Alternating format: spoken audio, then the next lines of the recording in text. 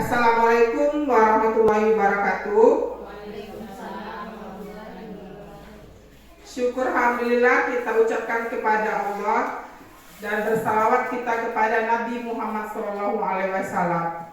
Pada siang hari ini kita dapat berkumpul di ruangan pertemuan kita ini untuk melakukan pemimbasan atau diseminasi tentang budaya positif. Yang terhormat Ibu Kepala Sekolah SD Negeri 28 Selasa Tengah, yang terhormat Ibu-Ibu Majelis Guru dan karyawan SDN 28 Selasa Tengah. Untuk menghemat waktu, baiklah saya akan melakukan diseminasi modul 1.4 tentang budaya positif.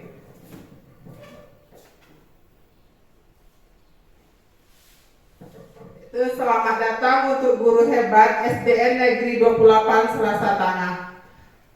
Apa yang diketahui tentang pengertian budaya positif? Budaya positif adalah nilai-nilai atau keyakinan atau kebiasaan-kebiasaan yang diterapkan di sekolah yang berpihak pada murid agar murid dapat berkembang menjadi pribadi yang kritis, penuh hormat dan bertanggung jawab. Dalam mengembangkan budaya positif di sekolah, ada salah satu sarana dalam menanamkan budaya positif dan guru sebagai peranan sentral. Yang kedua, membangun budaya positif di sekolah harus menciptakan lingkungan yang aman, nyaman, agar siswa mampu bertindak dan berpikir merdeka, mandiri, dan bertanggung jawab. Guru menerapkan dan membangun budaya positif secara bersama-sama dan memulai diri sendiri serta menyuarakan pada siswa dalam mewujudkan profil pelajar Pancasila. Dalam mewujudkan budaya positif ini, kita perlu saling berkolaborasi antara pihak sekolah, orang tua, dan lingkungan masyarakat. Jadi dari pemaparan tersebut, budaya positif adalah penanaman nilai-nilai baik kepada siswa untuk menumbuhkan pribadi yang memiliki karakter kritis, kreatif, inovatif, komunikatif, kolaborasi, serta siswa mampu menseleksi pengaruh budaya global saat ini dan mempertahankan budaya positifnya. Jadi cara mereka yaitu dengan menumbuhkan kebiasaan budaya positif sekolah, yaitu membiasakan hal-hal yang baik dalam kesehariannya.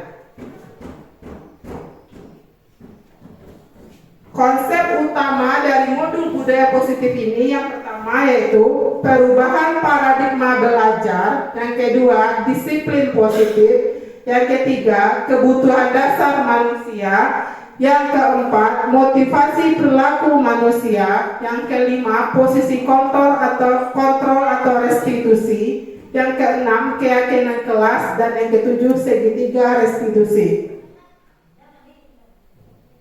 Kita masuk yang pertama yaitu pembelajaran dengan paradigma baru, yaitu pembelajaran ini yang berpusat pada murid yang berpegang pada pembelajaran berdiferensiasi dengan mewujudkan profil pelajar Pancasila.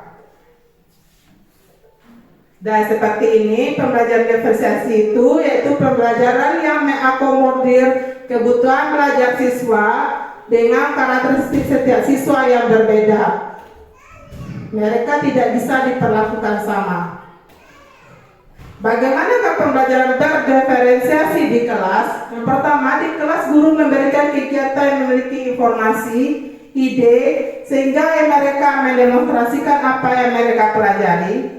Yang kedua, guru tidak memaksakan kehendak guru. Yang ketiga, menciptakan suasana kelas yang menyenangkan. What's up? Hi, Jara. We brought you here today to let you know that we made the... Ya, lagi pada ngapain tuh?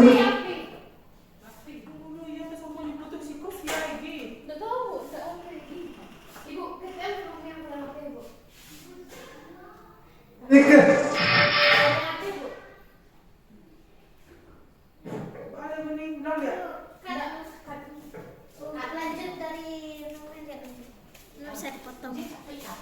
Assalamualaikum warahmatullahi wabarakatuh. Syukur alhamdulillah kita ucapkan kepada Allah dan bersalawat kita kepada Nabi Muhammad SAW. Pada siang hari ini kita dapat berkumpul di ruangan pertemuan kita ini untuk melakukan pengimbasan atau diseminasi tentang budaya positif. Yang terhormat Ibu Kepala Sekolah SD Negeri 28 Selasa Tengah, yang terhormat Ibu-Ibu Majelis Guru dan karyawan SDN 28 Selasa Tengah. Untuk menghemat waktu, baiklah saya akan melakukan diseminasi modul 1.4 tentang budaya positif.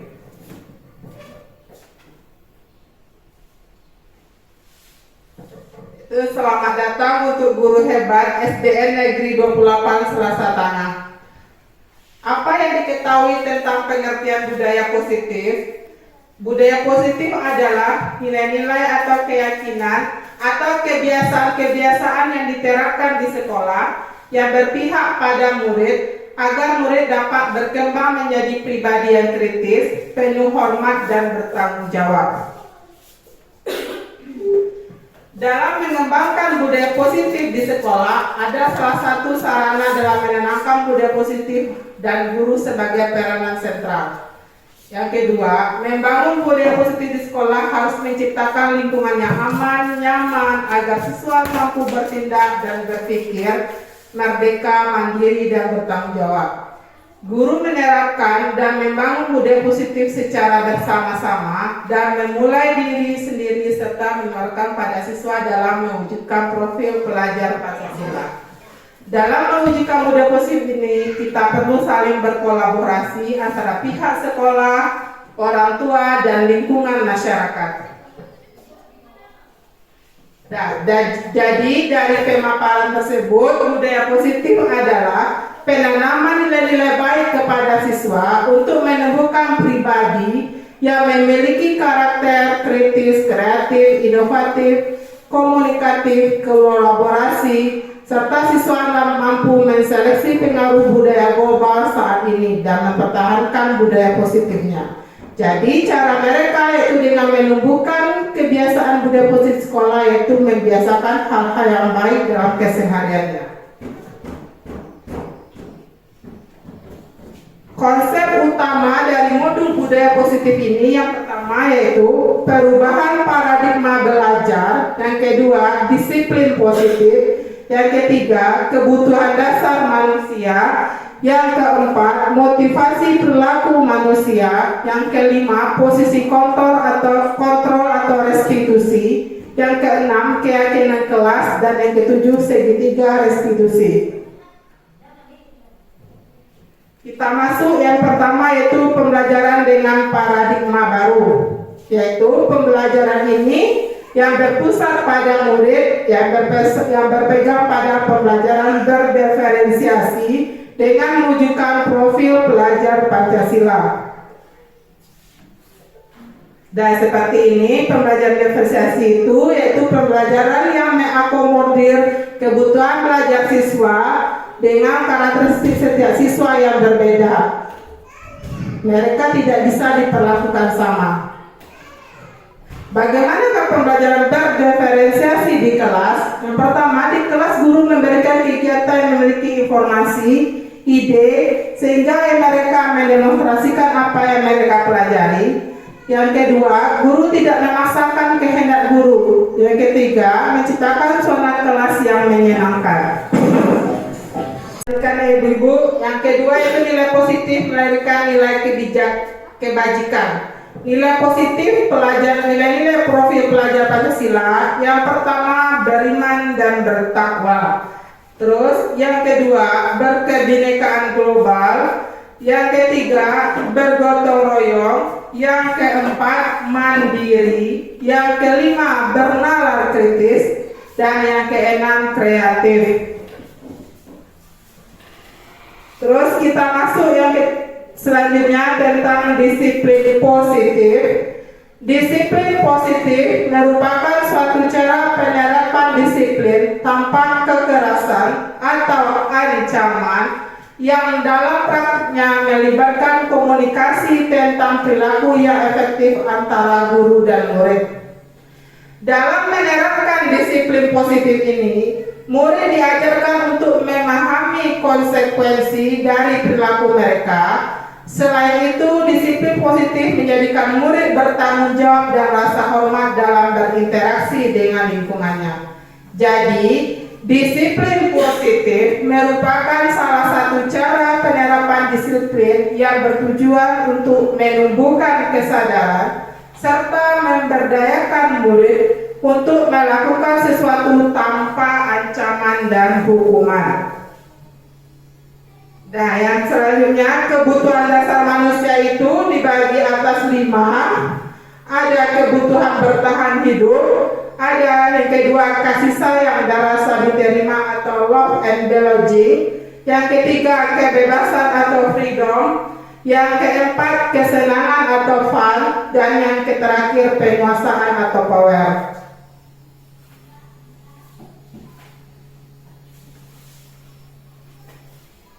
Terus yang selanjutnya, motivasi perilaku manusia. Motivasi merupakan dorongan yang timbul pada diri seseorang secara sadar atau tidak sadar untuk melakukan suatu tindakan dengan tujuannya tertentu. Motivasi itu dibagi 3. Yang pertama, melakukan sesuatu untuk menghindari ketidaknyamanan atau hukuman. Yang kedua, untuk mendapat imbalan penghargaan dari orang lain. Yang ketiga, untuk menghargai diri sendiri dengan nilai-nilai yang mereka percaya. Jadi, mereka melakukan disiplin berdasarkan motivasi yang ada dalam diri mereka sendiri, yaitu motivasi intrinsik, bukan ekstrinsik. Inilah yang kita harapkan nanti kepada murid kita yang di sekolah.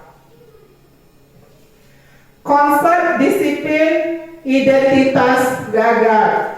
Hukuman ada 2, yaitu hukuman dan penghargaan. Kalau hukuman itu menyakitkan bagi murid kita, tidak nyaman, takut, memaksa, menyembunyikan kesalahan dan menjadi rendah diri.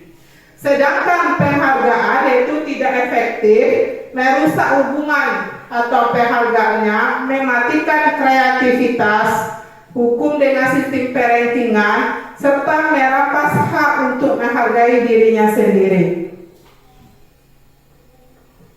Terus konsep disiplin dengan identitas sukses, yaitu konsekuensi dan restitusi. Kalau konsekuensi itu dalam jangka pendek, monitoring berkelanjutan, stimulus dan respon, murid menghormati peraturan, murid kehilangan waktu untuk merenungi kesalahannya. Sedangkan restitusi yaitu merupakan pilihan fokus pada pemecahan masalah jangka panjang, membentuk karakter murid yang bertanggung jawab, murid menghormatinya dan orang lain. Terus teori kontrol dirinya sendiri atas mengendalikan kontrol atas dirinya, baik kontrol baik atau mendorong disiplin positif. Murid bersemangat memperbaiki kesalahannya. 5 posisi kontrol dalam restitusi. Yang pertama sebagai penghukum, yang kedua pembuat rasa bersalah, yang ketiga teman, yang keempat pemantau, dan kelima manajer. Nah, contoh yang pertama, pemberian hukuman bisa berupa kata atau fisik. Contohnya kata-katanya, kamu harus patuh pada aturan ini, patuhi aturan saya, kamu selalu salah, kamu pasti terakhir selesai tugasnya. Berarti mungkin kita seringkali memberi hukuman kepada murid seperti ini, dengan kata-kata seperti ini.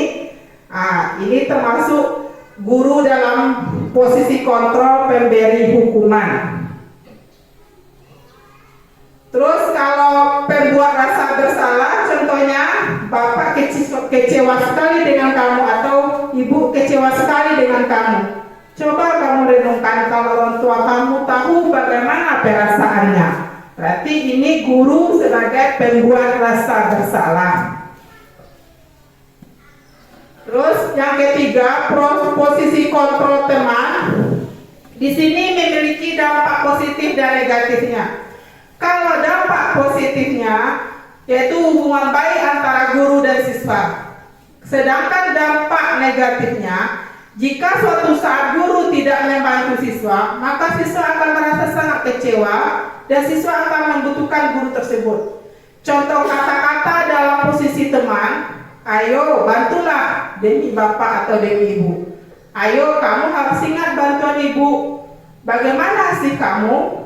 Sambil tersenyum, ya sudah tidak apa-apa. Ini adalah contoh posisi guru sebagai posisi kontrol sebagai teman.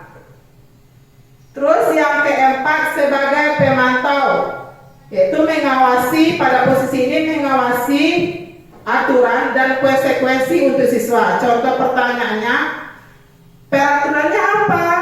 Apa yang telah kamu lakukan?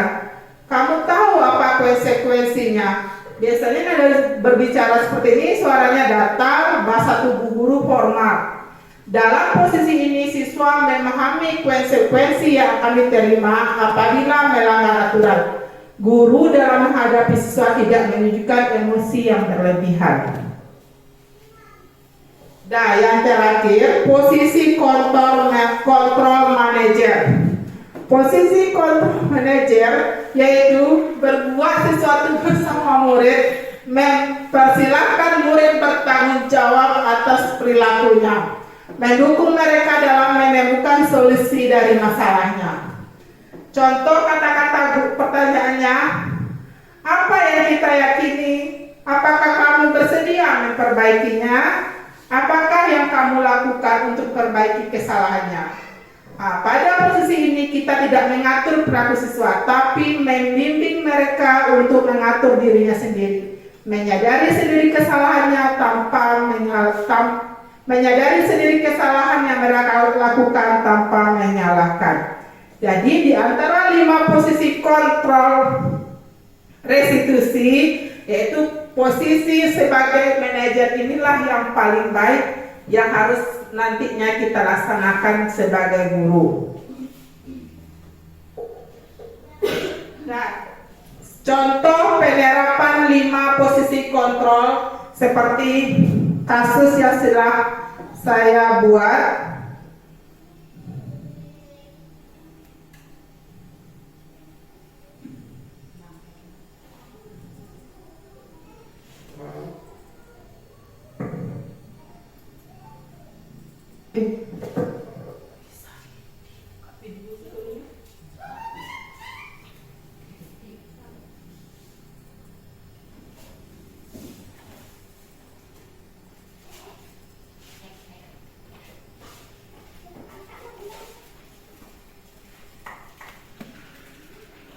Kita lanjutkan contoh penerapan 5 posisi kontrol. Yang pertama kasusnya, Sabrina hari itu bangun terlambat dan terburu-buru sampai di sekolah. Dia pun akhirnya sampai di gerbang sekolah, tapi baru menyadari kalau tidak menggunakan sepatu hitam seperti tertera di peraturan sekolah. Di depan pintu kelas, Bapak Lukman memperhatikan sepatu Sabrina yang berwarna coklat. Sabrina berusaha menjelaskan bahwa dia terburu-buru dan salah mengenakan sepatu. Pak Lukman menanyakan Sabrina, apa peraturan sekolah tentang seragam warna sepatu? Sabrina menjawab sudah mengetahui sepatu harus berwarna hitam, namun terburu-buru dan salah mengenakan sepatu.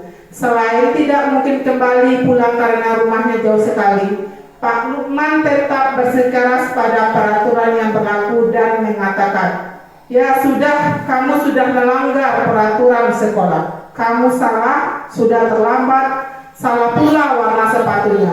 Segera buka sepatumu kalau tidak bisa mengenakan warna sepatu sesuai peraturan. Sabrina meminta maaf dan memohon kembali kepada Pak Lukman agar tetap dapat mengenakan sepatunya dan berjanji tidak akan mengulangi kesalahannya.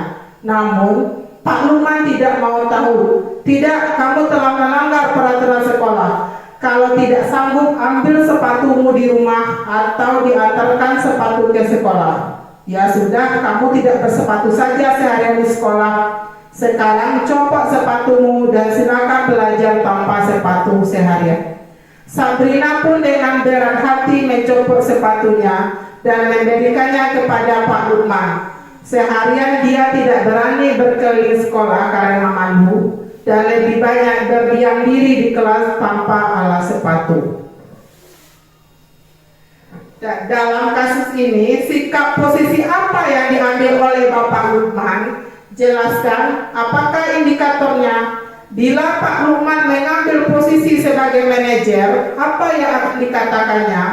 Pertanyaan-pertanyaan seperti apakah yang diajukan ke Sabrina? Jelaskan. Yang kedua, kira-kira bila Anda selaku kepala sekolah di sekolah tersebut, nilai kebajikan apa yang ingin dituju oleh peraturan harus berwarna hitam? Yang ketiga, bagaimana Anda menyikapi langkah yang diambil Pak Lukman mengenai kasus tersebut?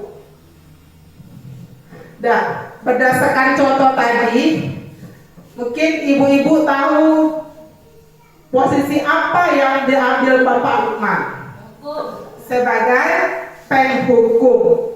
Jadi indikatornya nampak dari kata-katanya,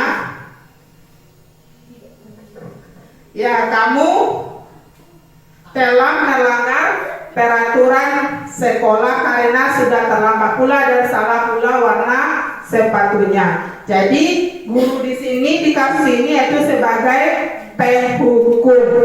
Jadi kalau kamu sebagai bila Bapak Lukman mengambil sebagai posisi seorang manajer, apa yang akan dikatakannya menurut ibu-ibu? Menanyakan keyakinan kelas. Ya, betul. Terima kasih Bu Leni. Itu menanyakan keyakinan kelas. Kita tanyakan kepada murid tersebut apa keyakinan kelas sekolah kita, yaitu tidak boleh memakai sepatu selain berwarna hitam. Seperti itulah kira-kira kalau kita mempunyai anak yang bermasalah. Terus kita lanjutkan keyakinan kelas. Mungkin dari ibu-ibu kemarin tahun ajaran baru kemarin sudah membuat keyakinan kelas. Dan sekarang saya akan mencoba mengulas tentang keyakinan kelas. Kenapa disebut keyakinan kelas bukan peraturan kelas? Yaitu yang pertama, mengapa kita memiliki peraturan tentang penggunaan helm saat mengendarai kendaraan roda 2 atau sepeda motor? Mengapa kita memiliki peraturan tentang penggunaan masker saat di kerumunan? Dari pertanyaan dua itu mungkin ada pembedanya. Yang pertama itu merupakan peraturan karena peraturan itu yang harus ditaati dan telah ada hukumannya. Kalau keyakinan kelas ini yaitu disiplin positif yang bisa diterapkan dalam membangun budaya positif di kelas atau sekolah dengan tujuan mewujudkan profil pelajar Pancasila. Keyakinan kelas ini adalah dasar dari peraturan kelas yang dibuat dengan kesepakatan bersama antara guru dan siswa. Tujuannya adalah untuk menumbuhkan budaya positif bagi siswa sebagai acuan dalam penilaian sikap untuk menciptakan kelas yang kondusif. Jadi, kesepakatan kelas menuntut nilai positif yang berujung pada keyakinan kelas. Kegiatan membuat keyakinan kelas itu ada beberapa cara. Yang pertama, memberikan pengarahan tentang kesepakatan kelas yang akan dibuat. Yang kedua, mempersilakan murid untuk bercurah pendapat yang perlu disepakatinya. Yang ketiga, menempelkan semua masukan-masukan curah pendapat murid di papan tulis. Yang keempat, mengerucutkan surat curah pendapat itu ke dalam keyakinan kelas. Terus kita masuk lagi kepada segitiga restitusi. Segitiga restitusi ini merupakan cara untuk menyelesaikan suatu permasalahan yang ada pada disiplin positif agar menciptakan kondisi siswa yang nyaman dan aman. Segitiga restitusi ini dibagi atas 3 cara. Yang pertama, menstabilkan identitas. Yang kedua, validasi tindakan yang salah. Yang ketiga, menanyakan keyakinan. Segitiga restitusi dan tahapannya. Yang pertama yaitu menstabilkan identitas. Tujuannya adalah untuk mengubah identitas anak dari orang yang gagal karena melakukan kesalahan menjadi orang yang sukses. Contoh kalimat yang dipakai dalam menstabilkan identitas ini, ibu juga pernah melakukan kesalahan. Tidak ada manusia yang sempurna. Berbuat salah itu biasa, namun kita harus berusaha memperbaikinya. Ketika kita mengajukan pertanyaan ini, anak akan berpikir lebih rasional. Saat itulah kita menstabilkan identitas mereka, membantu untuk tenang dan mencari solusi dari permasalahan. Yang kedua, validasi tindakan yang salah. Setiap tindakan kita dilakukan dengan satu tujuan, yaitu memenuhi kebutuhan dasar. Kalau kita memahami kebutuhan dasar, apa yang mendasari sebuah tindakan, kita akan bisa menemukan cara-cara paling efektif untuk memenuhi kebutuhan tersebut. Kata-kata yang diucapkan guru, kamu pasti punya alasan mengapa melakukan seperti itu atau ini. Yang kedua, kamu boleh mempertahankan sikapmu, tapi kamu harus memperbaiki sikapmu. Sekarang ceritakan pada ibu apa alasanmu. Tahapan yang ketiga dari segitiga restitusi yaitu menanyakan keyakinan. Pada tahap ini, peserta didik siap untuk dihubungkan dengan nilai-nilai yang dia percaya dan menjadi orang yang dia inginkan. Guru dapat mengucapkan kata-kata berikut. Kamu mau jadi orang yang seperti apa? Keyakinan kelas apa yang telah kita sepakati? Apa yang akan kamu lakukan untuk memperbaiki kesalahanmu? Setelah kamu bercerita dengan ibu, bagaimana perasaanmu? Terus, menanyakan keyakinan kelas. Teori kontrol menyatakan bahwa kita pada dasarnya termotivasi secara internal. Ketika identitas sukses telah tercapai pada langkah 1 dan langkah 2 yang telah divalidasi dan telah menanyakan keyakinan, maka anak akan siap untuk dihubungkan dengan nilai-nilai yang dia percaya dan berpindah menjadi orang yang dia inginkan. Melalui restitusi, siswa dapat menyadari sendiri kesalahan yang mereka lakukan. Keyakinan kelas yang kita buat adalah kontrol diri siswa dengan memberikan kepercayaan penuh pada murid yang bermasalah. Mereka akan menyadari sendiri dengan solusi terbaik untuk dirinya dan orang lain dengan bimbingan guru. Dan seperti ini langkah-langkah segitiga restitusi, menstabilkan identitas, teori kontrolnya, kita semua akan melakukan hal yang terbaik yang bisa kita lakukan. Yang kedua, validasi tindakan yang salah, semua perilaku memiliki alasan. Yang ketiga, menanyakan keyakinan, kita semua memiliki motivasi internal. Dan seperti ini contoh permasalahan yang menggunakan segitiga restitusi.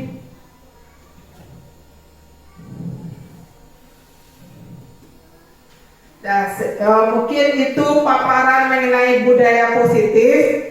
Mungkin kalau ada pertanyaan atau pendapat dari ibu-ibu, dipersilakan.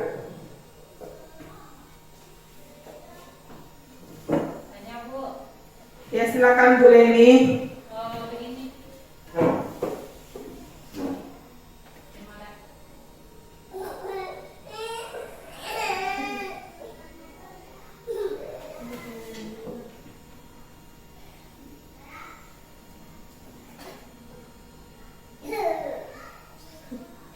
Terima kasih saya ucapkan kepada Ibu Dian yang telah memberi kesempatan kepada saya.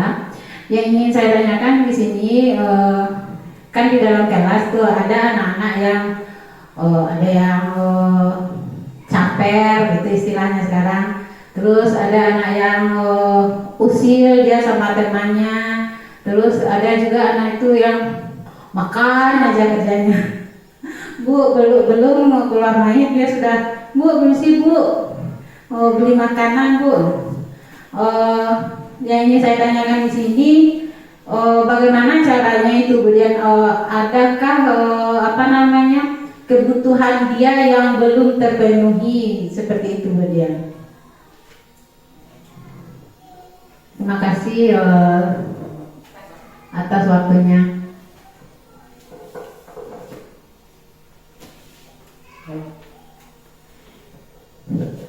Ya mungkin terima kasih kepada Ibu Leni yang telah memberikan pertanyaan, yaitu tentang bagaimana kalau di dalam kelas kita itu ada siswa yang caper, usil ya Bu ya, apakah kebutuhannya itu sudah terpenuhi atau belum?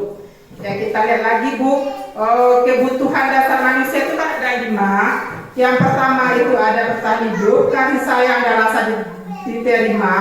Yang ketiga kebebasan, yang keempat kesenangan, dan yang kelima penguasaan. Mungkin berdasarkan dasar kebutuhan manusia itu, kalau anak yang misalnya usil, caper, mungkin ingin mendapatkan kasih sayang dari guru mungkin. Karena mungkin salah satunya faktor di rumahnya tidak dapat kasih sayang, makanya dia mencari perilaku yang ingin supaya guru itu tertuju pada dirinya. Jadi mungkin kasih sayang yang kurang di rumah dia bawa ke sekolah dan ingin mendapat kasih sayang dari guru, dari teman, untuk ingin diperhatikan, seperti itu kira-kira Bu. Bagaimana Bu Leni? Terima kasih Bu Dian. Mungkin ada pendapat dari ibu-ibu yang lain. Kepada Bu Pertiwi? Tidak ada tambahan lagi. Ya silakan Bu. Menurut penjelasan Bu Dia tadi, jadi anak murid saya itu dia kurang mendapatkan kasih sayang di rumah, sehingga di sekolah dia ingin mendapatkan perhatian itu terhadap gurunya. Mungkin untuk kedepannya Bu Dian, terima kasih. Mungkin saya lebih memperhatikan anak saya yang seperti ini. Terima kasih Bu Leni. Atau ada tambahan dari Ibu Hidayati? Terima kasih atas waktunya. Tadi ada penyampaian dari Bu Leni bagaimana anak kita yang sering belum waktunya makan, dia sudah mau makan, dan ada ketergantungan dia untuk makan terus. Mungkin sebelum pembelajaran kita sebagai seorang guru juga, waktu kita persepsi itu dapat kita masukkan pertanyaan-pertanyaan yang seperti ada makan tadi pagi, ada sarapan. Kalau enggak, kita kasih kesempatan sama anak untuk makan dia dulu, atau ada bekal dibawanya, atau bagaimana solusinya supaya perutnya itu diisi. Karena anak yang menerima pelajaran dengan perut kosong, perut yang kenyang itu berbeda. Kalau anak yang menerima pelajaran itu dalam perut kosong, kita terapkan juga aturan pagi tidak boleh belanja, pagi tidak boleh makan. Nanti dia akan menerima pelajaran itu akan sia-sia, tidak akan menangkap sama dia. Mungkin itu tambahannya.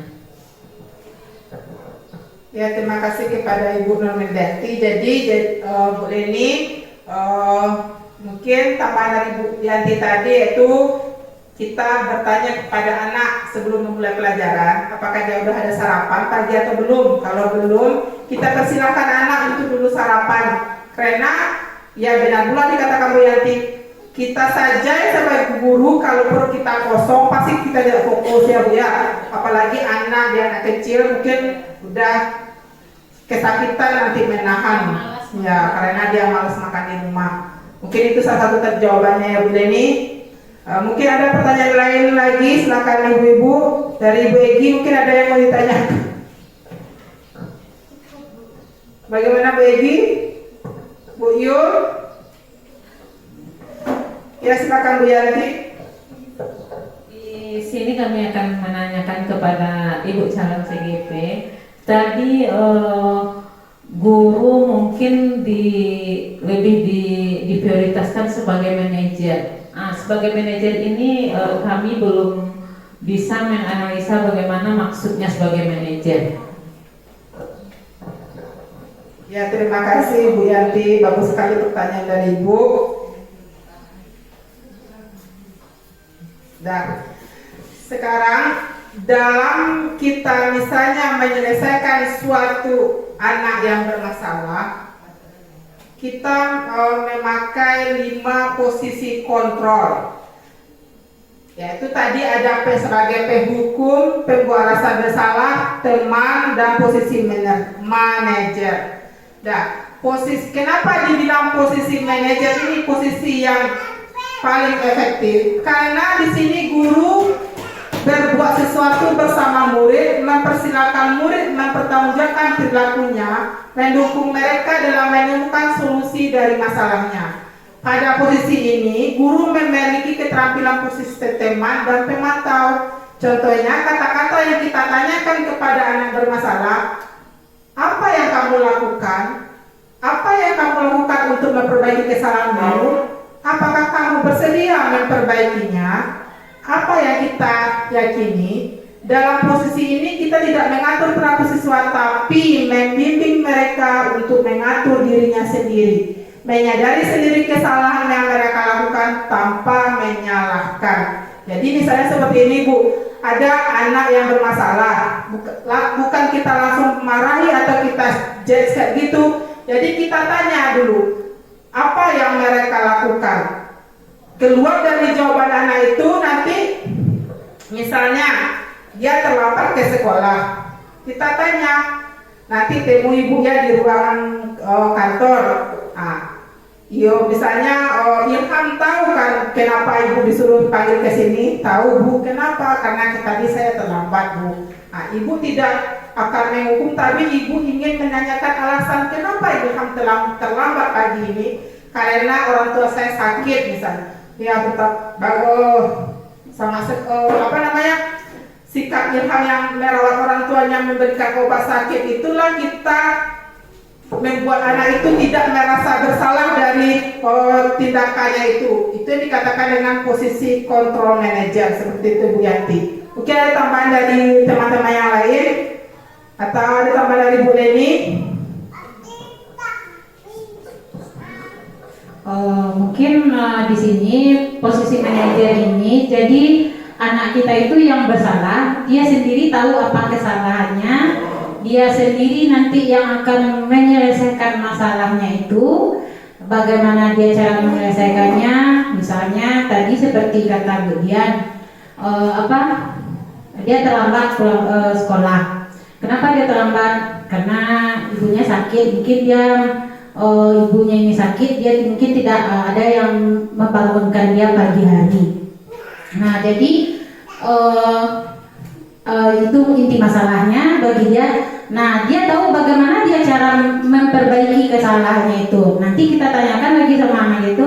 Nah, kamu kan sudah tahu kesalahan kamu. Nah, bagaimana cara kamu memperbaikinya?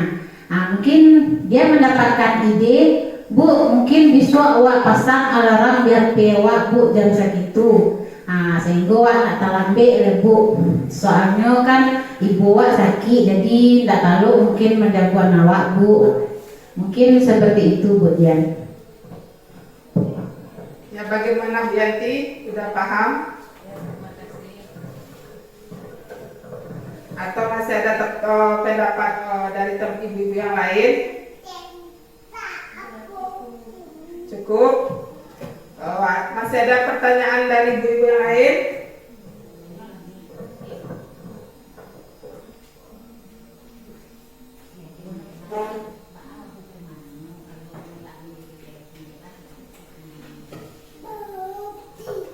Ya, silakan Bu Martini. Terima kasih kesempatan yang sudah Ibu Dian berikan. Pertanyaan saya kesempatan ini yaitu bagaimana cara untuk membuat atau menentukan kesepakatan kelas, keyakinan kelas, ya, kalau keyakinan kelas yang telah dibuat tadi itu dilanggar oleh anak yang telah membuat. Terima kasih. Ya, terima kasih kepada Ibu Martini, yaitu tentang bagaimana anak yang melanggar ya Bu ya keyakinan kelas yang telah disepakati. Ya, di awal tahun pembelajaran kita kan membuat kesepakatan atau keyakinan kelas bagi anak kita di kelas kan. Jadi apabila anak kita melanggar keyakinan kelas itu, kita bukan memberi hukuman tapi memberi konsekuensi. Konsekuensinya mungkin dalam jangka pendek kita berkelanjutan, tapi bukan memberikan hukuman, tapi konsekuensi terhadap keyakinan atau kesepakatan yang telah disepakati oleh kita dan anak-anak tersebut. Begitu Bu Martini. Jadi tidak menghukum, jangankan sekali-sekali kita menghukum anak, misalnya melanggar anak tidak buat PR, kita kasih hukuman bersihkan WC, enggak, itu konsekuensinya apa? Misalnya konsekuensinya Bu, PR tuh wak karajuan tapi wak tambah karajuannya Bu, lihat konsekuensinya kan berkelanjutan nanti untuk si anak tersebut, gitu, seperti itu Bu Martini. Bagaimana Ibu, atau ada tanpa pendapat ibu-ibu yang lain? Ada pendapat dari Bu Leni? Terima kasih Bu Dian. Mungkin kan dalam membuat keyakinan kelas itu nanti kita juga membuat seandainya kamu melanggar apa yang akan kamu lakukan. Jadi kita minta sama anak itu dia sendiri yang memberikan hukuman buat dia sendiri. Misalnya, Bu, awak anaknya mesti WC itu Bu. Wah kalau melanggar Bu, wah bayar 1.000 Bu. Nah, kalau sudah sepakat dia semuanya bayar 1.000, itu sudah bisa kita terapkan di dalam keyakinan kelas kita Bu. Nah, seandainya kalau misalnya Bu, kalau sebut-sebutnya nama Pak Wak Bu, Bu An di karate nama Paknya Bu, itu ditempel di dadonya atau di punggungnya. Tidak boleh di tangan laki pulang sekolah. Itu kalau sudah mereka sepakati bersama, kalau mereka sudah setuju, boleh kita jadikan itu sebagai konsekuensinya Bu Tin. Terima kasih. Ya, terima kasih Bu Leni. Nah, itu teman tadi Bu Otin. Jadi keluar dari mulut siswa tersebut, bukan dari mulut seorang guru. Jadi murid siswa tersebut keluar kesepakatan dan konsekuensi yang mereka lakukan apabila mereka melanggar nanti. Nah, seperti itu Bu Tin. Masih ada pertanyaan dari ibu-ibu yang lain? Ya, silakan Ibu Egi.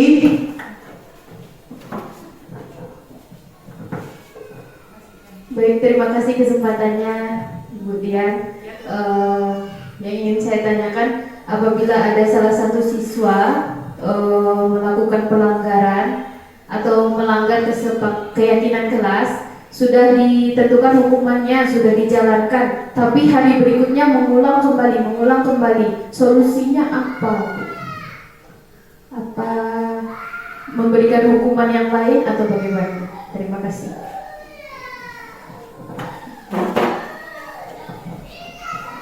Ya, terima kasih kepada Ibu Egi. Tadi Bu Egi menanyakan kalau keyakinan kelas itu sudah dibuat dan dilanggar, tetapi dilanggar lagi seperti itu Ibu Egi ya.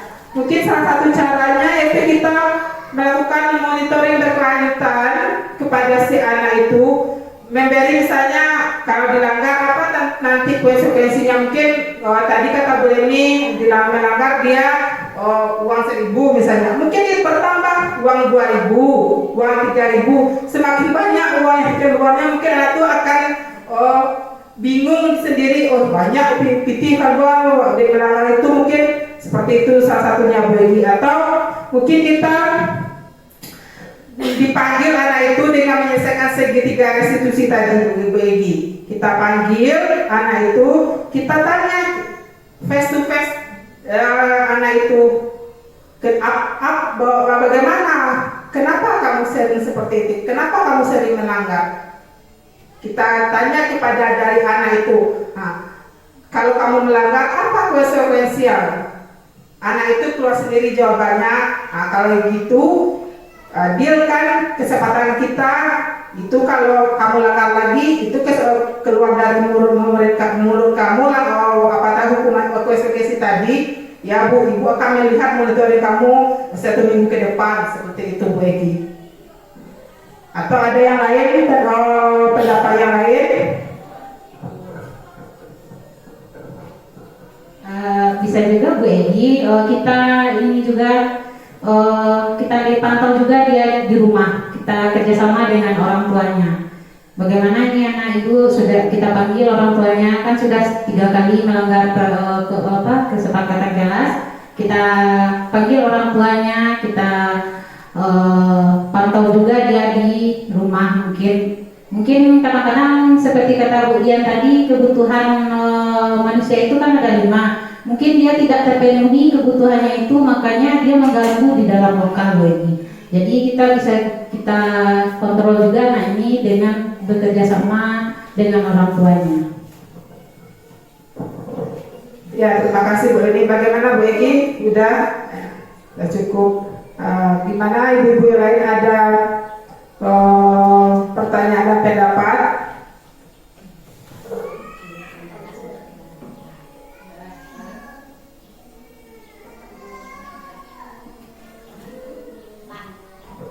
Masih ada yang masih kepikir ya Bu Egi ya? Ya, silakan Bu Egi.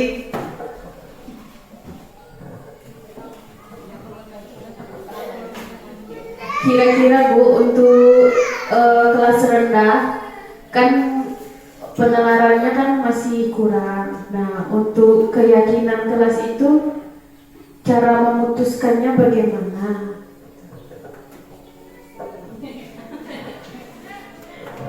Ya, terima kasih Bu Egi. Tadi kan keyakinan kelas itu atau kesempatan kelas itu kan keluar dari murid ya Bu Egi ya. Jadi biarlah anak itu membuat di kertas sticknote itu dengan kata-katanya. Nanti kita yang merubah dengan kalimat yang positif. Misalnya, tidak boleh terlambat itu Bu. Nah, WA kalimat positifnya datang tepat waktu ke sekolah. Seperti itu Bu Egi. Jadi biarkan anak itu berkreasi di stick note yang kita kasih. Tidak boleh ikut Bu. Mari Bu saat jam pelajaran tertib saat belajar. Kita yang merubah kalimat positifnya lagi Bu Egi. Apalagi kalau kelas rendah kan tidak tahu kalimat positifnya. Kita yang merubah, biarkan saja yang anak itu sesuai dengan kehendaknya kalimatnya dibuat. Kita yang merubah kalimat positifnya lagi Bu Egi. Tidak boleh baca carui, berarti tidak boleh berkata kotor, seperti itu Bu Egi. Bisa paham Bu Egi?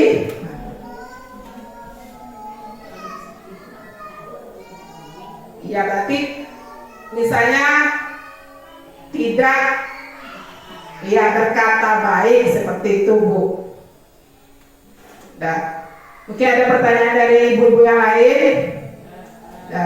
Kalau tidak, mungkin saya cukupkan sampai di sini. Saya mohon maaf kalau ada kekurangan dalam penyampaian. Saya sudahi dengan Assalamualaikum warahmatullahi wabarakatuh.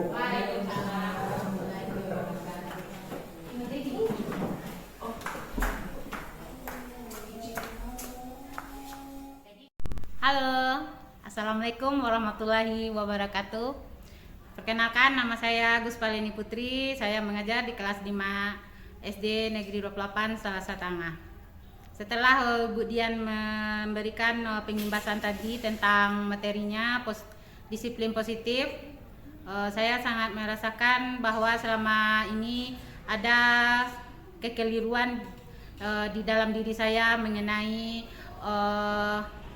tentang posisi kontrol sebagai seorang guru, yang seharusnya selama ini saya banyak melakukan posisi kontrol seorang guru itu adalah sebagai seorang penghukum, pemberi rasa bersalah.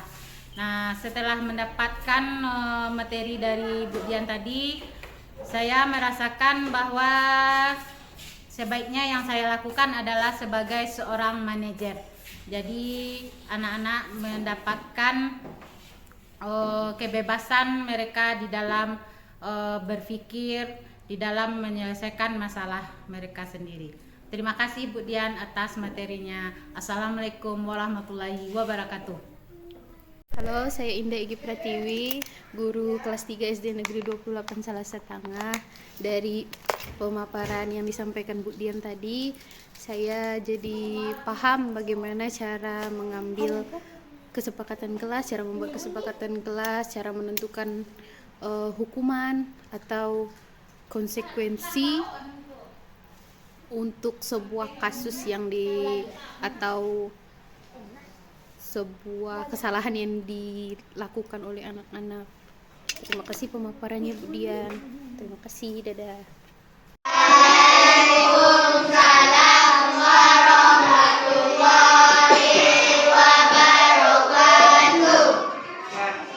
Gimana kabarnya hari ini?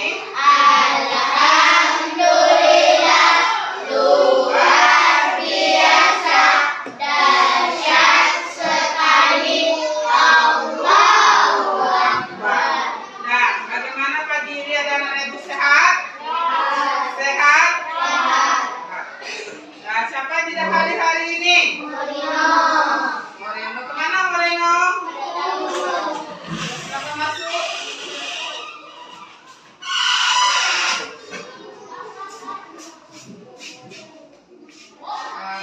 Nanti Moreno habis jam pelajaran tunggu ibu ya. Silakan Bu.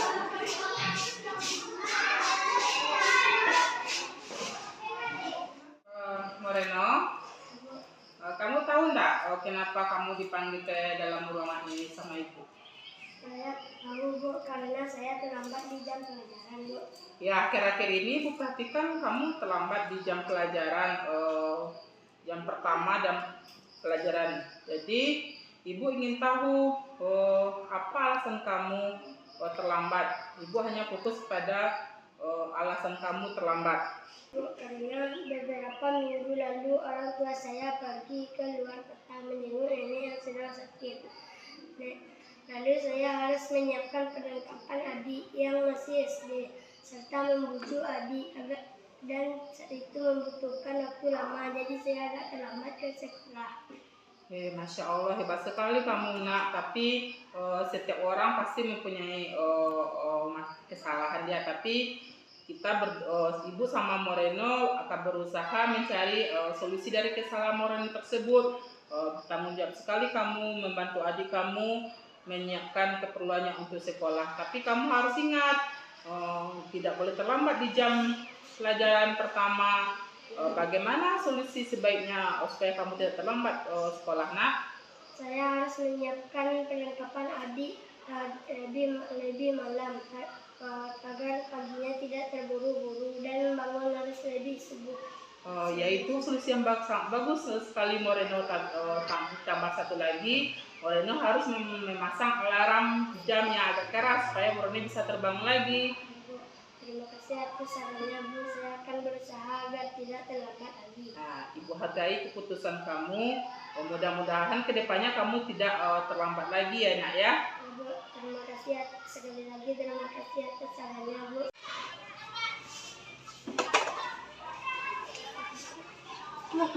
Anda kenapa Anda membuang sampah sembarangan di depan tempatnya? Nah, Anda berdua ikut ibu sebentar ke dalam ruangan ya. Setiap orang pasti pernah berbuat salah enggak? Ibu juga pernah berbuat salah, tapi perbuatan Ananda tadi tidak baik. Menurut Ananda, tahu Ananda kenapa Ananda ibu suruh datang ke ruangan ini? Apa alasannya? Karena kami sudah membuang sampah sembarangan dan tidak pada tempatnya. Karena Ananda sudah membuang sampah sembarangan. Dan menurut Ananda, perbuatan Anda tadi yang membuang sampah sembarangan itu baik atau tidak? Tidak Bu. Masih ingat Anda tentang keyakinan kelas yang kita buat? Ingat? Apa keyakinan kelas kita buat itu Anda sedikit berdua? Menjaga lingkungan sekolah. Menjaga kebersihan lingkungan sekolah kita. Menurut Ananda itu yang tadi membuang sampah sembarangan itu menjaga lingkungan kebersihan sekolah kita? Tidak. Terus, apakah Ananda bisa mengatasi kebiasaan guru Ananda tadi?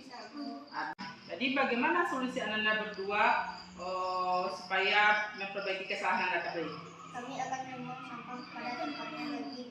Yakin kan Anda berdua ini? Yakin.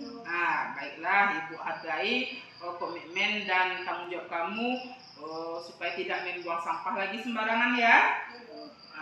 Kami akan memperbaiki kebersihan sekolah ini dan komitmen ke sekolah ini, Bu. Ya, Ibu hargai keputusan kamu tersebut Ananda berdua. Kalau begitu Ananda sudah tahu solusinya kan? Silakan Anda kembali ke kelas lagi ya. Terima kasih, Bu.